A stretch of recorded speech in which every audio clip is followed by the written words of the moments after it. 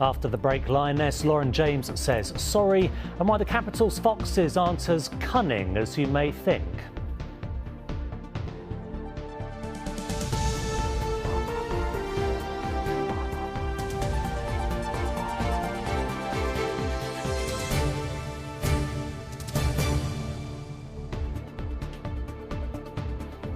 Tonight, prepared to starve over ULEZ. The Londoner who has gone on hunger strike in opposition to the Mayor's expansion of the ultra-low emission zone. It's not about starving, it's just to get the attention of the people. Well, I'd ask the gentleman on hunger strike to reconsider. Nobody wants anybody to be on hunger strike. Nobody wants anybody to be inconvenienced by this policy. That's our top story. Also on the programme, Tom Daley's husband is in court charged with assault in a Soho nightclub. An apology from Lioness Lauren after yesterday's playoff stamp. Proof that London's foxes aren't smarter but a bit braver than most. And the teenagers from Tottenham making waves in sailing. Good evening. The growing anger over the Mayor's plans to expand the ultra-low emission zone is familiar. Cameras have been vandalised and there have been protests in central London. But that anger has reached a new level by one man who is staging a one-week hunger strike outside Uxbridge Station. Prabdeep Singh says the scheme discriminates against those who can't afford to pay or to buy a new car.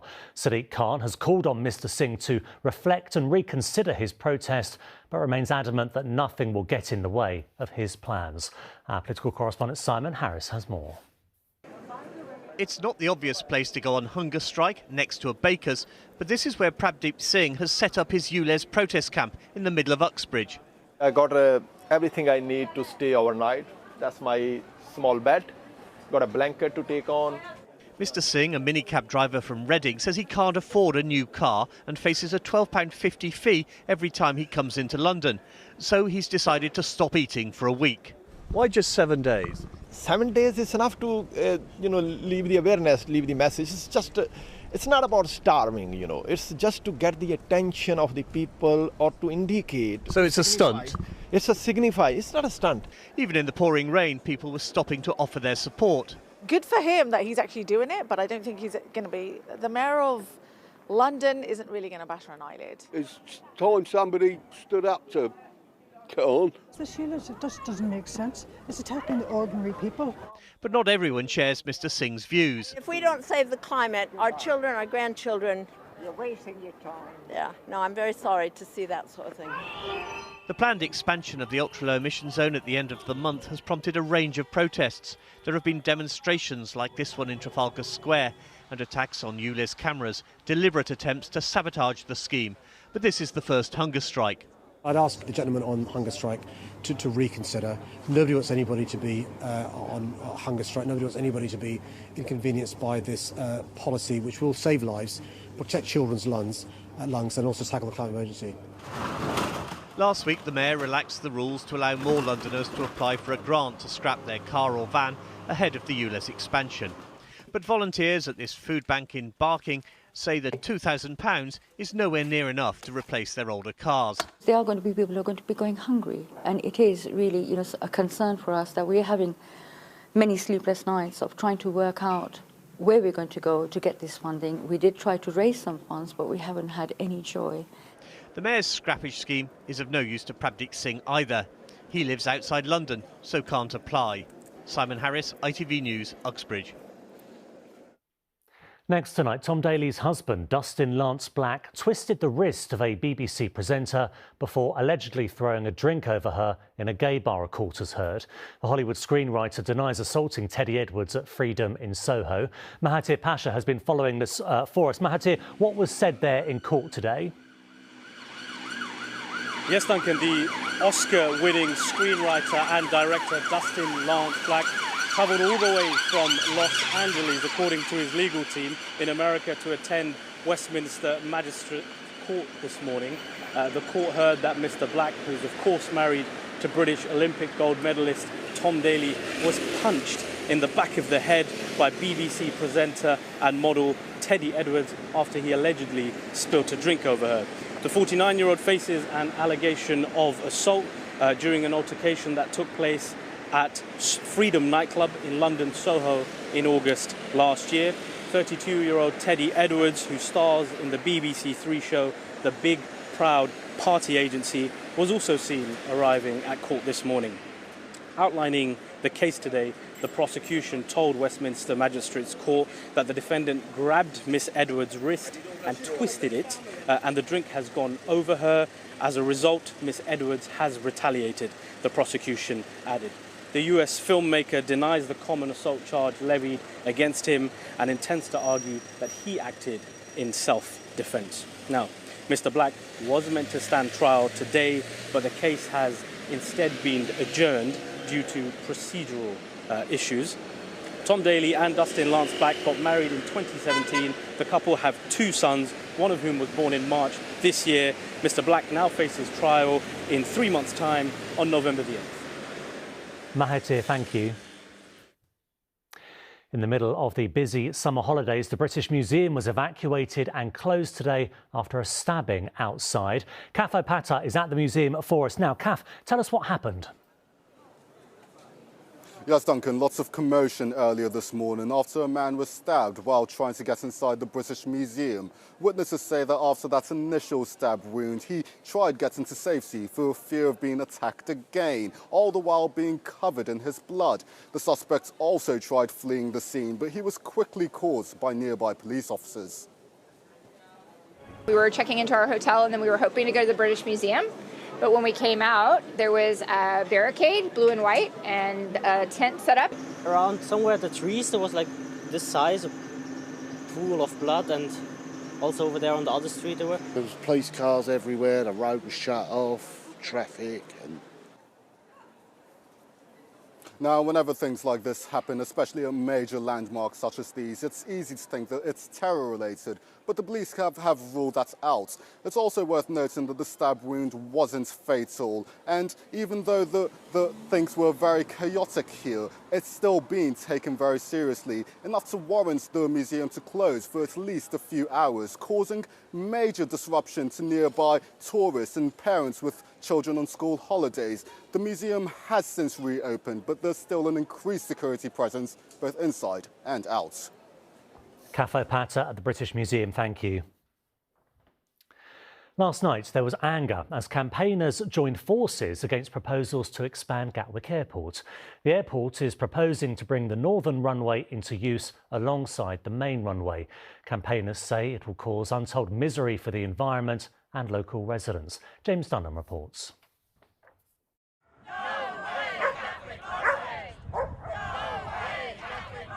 A fight, not flight response. Campaigners wanted their collective condemnation captured to show they won't be drowned out over the prospect of 100,000 extra aircraft using Gatwick each year. In 15 years' time, we'll be as big as Heathrow is today. That's 75 million passengers a year, 370, I think it is, 1,000 airport movements. That means it's going to be as bad as living next to Heathrow, just here. This should not happen. We realise that it's not just a local impact, it's a worldwide impact. We're often accused of being NIMBY, but my backyard is this planet, and you've got to think in those terms. Lisa's lived in this area for almost 20 years. We're really worried, not only about the noise pollution, but the air pollution as well. We get terrible problems with unsocial parking from taxi drivers coming from all over the country, dropping off passengers here and sitting parking on residential roads and using the verges for their facilities. Gatwick guarantee there'll be eventually less noise from its 2 runways compared to the 1 in use. A government planning team is currently deciding whether to allow the emergency runway to be moved 12 metres within the airport's existing perimeter. Gatwick's had an encouraging start to its journey through the planning process after its blueprints passed the first stage. However, the airport still has a long way to go before it can start calling in the diggers. The application will now be examined for 18 months. People will be able to have their say. County and district councils have already raised concerns, and it's very likely any approval will be challenged in court. For Rye at his family-run guest house, the Gatwick Turret, £1 billion promised each year for the local economy sounds like a big boost. There's so many businesses that's been shut since COVID-19. You know, I can name 5 guest houses on top of my head, and we lost the community here. Born and bred in around this area, I've seen how it's suffered, and I've seen the people there that need that economic boost, and it needs Gatwick to have this second runway in order to, you know, the community to thrive again. So now we have the next stage of the challenge. Opponents, though in protest, are already planning a march in the belief airport expansion will walk the country into a climate disaster. James Dunham, ITV News, Gatwick. Still to come on the programme, Anthony Joshua finds out who's climbing into the ring with him this Saturday, and in the Battle of the Brains, London's Foxes are pitted against their country cousins. But first, while MPs have their summer break, Parliament isn't quite lying dormant. In fact, August is an opportunity for ordinary people to find out what really goes on behind closed doors. A group of students from Ukraine have been guests there. They all live in Kensington, and their MP, Felicity Buchan, decided the best way for them to learn about the British political system is to take them to the very place where laws are made. Anna Geary went with them on the visit. These students are a long way from home. Grateful to have found sanctuary in London, but they miss their families in Ukraine. Sometimes feels like I'm useless because I really want to help, but only help I can do is to donate to the army and support by saying kind words and call them every time when I can. If someone asked me a year ago, how do you feel like to live without parents, I would say, oh, it's funny, like I'm a teenager, it's going to be funny. But now I'm a bit lost and I feel empty. Wanting to give them something else to focus on, and over the summer recess, the Conservative MP for Kensington invited the Ukrainians alongside other students within her constituency to take a tour around Parliament. It included a Q&A, where she explained the day in the life of a politician. Our hours are very unpredictable, so we often don't know when we're going to vote. Sometimes we can vote very, very late. The aim of the visit was to equip the young refugees with some understanding on the British political system in the place where laws are made. I really feel very strongly that students and residents should have access to Parliament. They should be able to come in and see things for themselves. And I think in particular young people. Young people that could go on to become the next generation of decision makers. Do you want to be a politician? Yes, I want to be a politician. I want to study international politics. If we can make a good relationship between all of people, our world will be safety and peacefully. I think it's a unique thing to go inside of a House of Commons or House of Lords to see all of this, all these figures in the past like Churchill, Margaret Thatcher. That's so unique, and I'm so happy that I was able to see that. Yeah, definitely, that's true. But I would like to say that it's one thing that nobody would expect to hear, but it's really tasty here, really tasty in the Parliament. Like, food is amazing. A temporary reprieve for the young Ukrainians. Visits here will continue over summer. Anna Geary, ITV News. Turning to sport now, and there's been a development on the Anthony Joshua fight this weekend at the O2 Arena.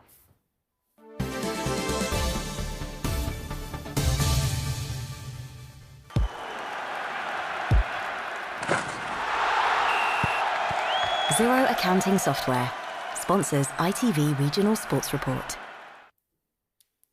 So the fight between Joshua and his opponent Dillian Whyte has been cancelled after Whyte failed a voluntary drugs test. Antoine Allen is here. Antoine, take us through these developments then. Well, this isn't the first time AJ's had a change like this, but if we recap, AJ was supposed to have a rematch with Dillian Whyte, a fighter that he's fought 2 times already. Once in the amateur, Whyte was successful, but when AJ turned pro in 2015, he took on Dillian Whyte once again, and Dillian lost that fight and AJ won. So it's supposed to be the end of the trilogy on Saturday, but Whyte had a failed drug test by VADA, which is a voluntary sample that he was able to give. He's denied all wrongdoings, but that meant that AJ needs a new opponent. Now, he'd been here before. He was supposed to fight a person called Jarrell Miller, who failed a drug test in stepped Andy Ruiz Jr.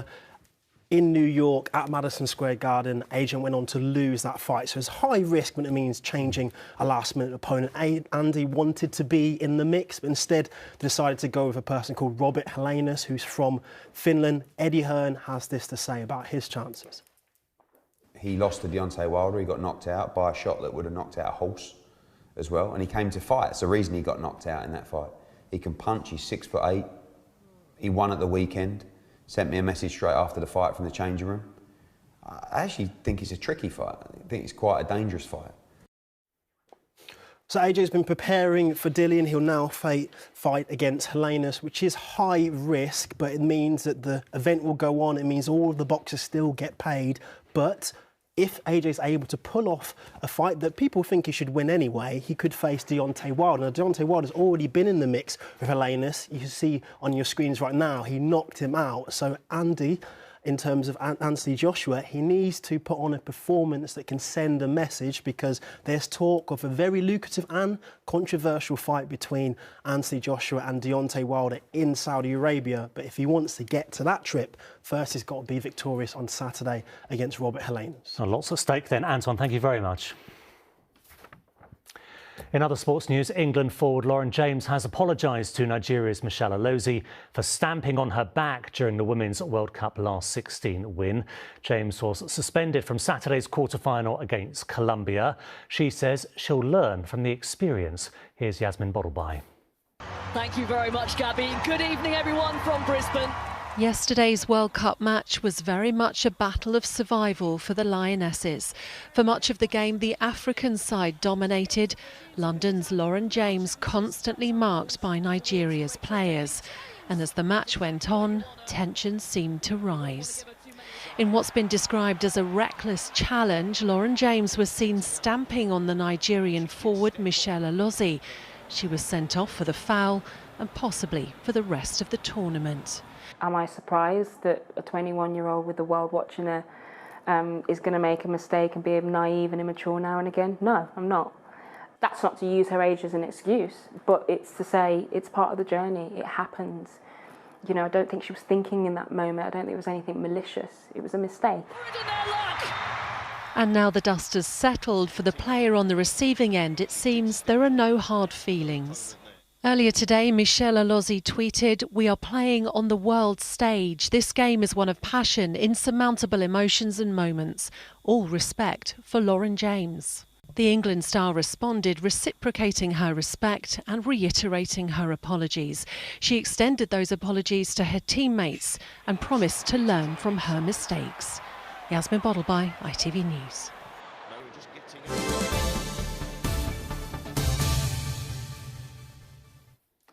Now, to join the sailing world, you need a fair bit of money and open water. So how did two teenagers from a normal school in Tottenham get so good they just picked up big prizes at the prestigious Cowes Week Regatta on the Isle of Wight? Well, Chris, Kai and their teacher John are here with me now to explain all. Chris, let me come to you first. Put this into context for us. How big is what happened in Cowes? It's quite big. Like, there were about 500 boats, but we were still doing quite well against Olympians that are at the top of their game. And there's other amateurs as well, but we're 18 years old and we're still competing against these people. And winning big. Yeah. Kai, what gives you the cutting edge then against all these top sportsmen? I'm not sure a cutting edge, but it's just the amount of training we put in. Yeah. We're there every weekend. It don't matter if it's winter, summer, we're always trying to put the work in and just distance the gap between us and the very top of the sport. Now, all that training is aided by you, teacher John. Why did you want to get students at your school, the Greg City Academy, involved in something like sailing? Of all the sports out there, there are easier ones, aren't there? Yeah. I mean, I've run other sports in the school before, but sailing gives so many different aspects to a young person's life. It's not just winning trophies. They're also gaining qualifications that they can use, and it can go on to different careers for them. So it builds all sorts of things like teamwork and that kind of thing. They also raise the money by doing talks to different organisations, and they are life skills in themselves. Now, look, you've won loads of trophies we can see there on the floor. I think these ones are all from Cowes, aren't they, which is an impressive haul. Just, Chris, tell us, why did you want to get into the sport in the first place? So, in the first place, Miss Holt done an assembly on it, and it just kind of grasped me. And I've never heard of this. It sounds quite interesting. Let me give it a try. And then I think the first year, I just really loved it. I was like, I might as well just give it a try. And I carried on. And in the last 2 years, I've seen the benefits from it. And we've won trophies like that. What benefits do you feel? Benefits. So there's so many job opportunities from it, and there's so many interested people to talk to you as well. Yeah. When you started sailing, or when you go sailing, do you ever get second looks? Because it's perceived to be quite a middle-class sport, and it's overwhelmingly white. So have you been welcomed, do you think, Kai? Oh, definitely. The sailing community, they're so good at that. So after races, our own competitors, they would come and give us debriefs, what we can work on. So even though it's a competitive sport, they're always there to help out. And I don't think we get too many bad looks. Too many bad looks. Maybe you'll be giving the debriefs in the future, you never know. I mean, the money issue doesn't go away, does it? Getting a boat is not cheap. Tell us how you got yours, John. I mean, at the very beginning, we bought a boat on eBay, and then the boys did up the boat to make it as fast as possible. And then from there, they did really well. They started to compete. We won one of the first races that we did. And because of that, because they worked so hard and the sailing world could see that they were then donated a really good boat, in fact, 2 really good boats, which they went on and then won not only 3 trophies in the Round the Island race, but also Kai's trophy in the whole of Cowes Week. Yeah. Chris, briefly, you mentioned future opportunities. What does the future hold for you? I'm saying, so right now, I've done all my courses, and I'm planning to get into the super industry with the help of Quay Crew. OK. So I'll probably be heading to the Med soon as possible, yeah. Is that like the TV series Below Deck? Yeah, something a bit like that, yeah. OK, hopefully not all of it. I've watched that series. Look, amazing dedication, because to do it from Tottenham down to the Isle of Wight every weekend, that's a lot of hours in a minibus. Listen, loads more trophies in the future, I hope. Good luck to all of you. Thank you. Yeah, thank you. Now, London's foxes are definitely more brazen in their search for food, but are they brainier than their rural cousins? Perhaps not, according to scientists who decided it was definitely something which needed testing with specially designed problem-solving activities.